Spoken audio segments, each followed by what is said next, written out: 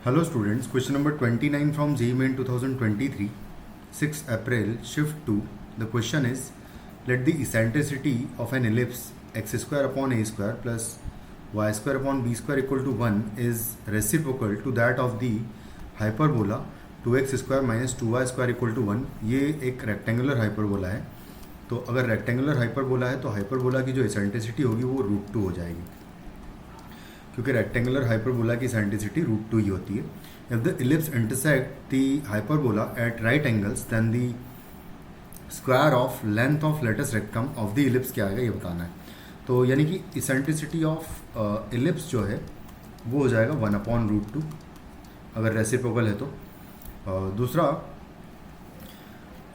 यहाँ पर इसका फोकस अगर निकाला जाए तो इसका फोकस अगर निकालना है हमें तो इसको लिखूँगा मैं x² अपॉन 1/√2 का square plus minus y² upon 1/√2 का स्क्वायर इक्वल टू 1. तो AE, 0 जो है फोकस होता है.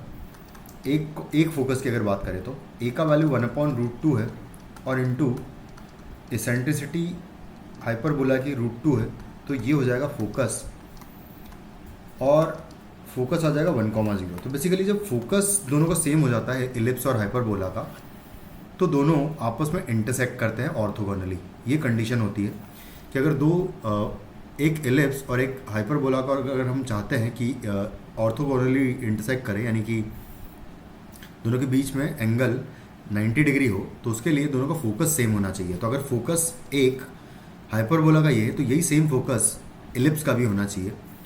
और इसेंट्रिसिटी ऑफ इलिप्स पता है A, इसका A भी पता है मुझे, तो यहाँ से A इंटू E का वैल्यू बेसिकली यहाँ से भी इसका वैल्यू इक्वल टू हो जाएगा 1, क्योंकि फोकस का एक्स कोऑर्डिनेट बेसिकली मैंने निकाला है इलिप्स का, तो वो इक्वल टू 1 होना चाहिए. फोकस का जो एक्स कोऑर्डिनेट है हाइपरबोला का उसके इक्वल होना चाहिए, यानी कि A का वैल्यू √2 आ गया, तो A² इज इक्वल टू 2 हो जाएगा. A² इज इक्वल टू 2 आ गया. अब मैं इसेंट्रिसिटी यहाँ पर हमने निकाली थी तो इसको भी यूज़ कर लेते हैं. तो इसेंट्रिसिटी होती है √1 माइनस b² अपॉन a². इसका वैल्यू इक्वल टू 1/√2 है. इसको स्क्वायरिंग करेंगे तो आएगा 1/1 minus b² upon a² is equal to हो जाएगा 1/2. तो b² अपॉन a² का वैल्यू इक्वल टू आ जाएगा 1/2 और a² हम निकाल चुके हैं 2, तो यहाँ से b² का वैल्यू इक्वल टू 1 आ जाएगा.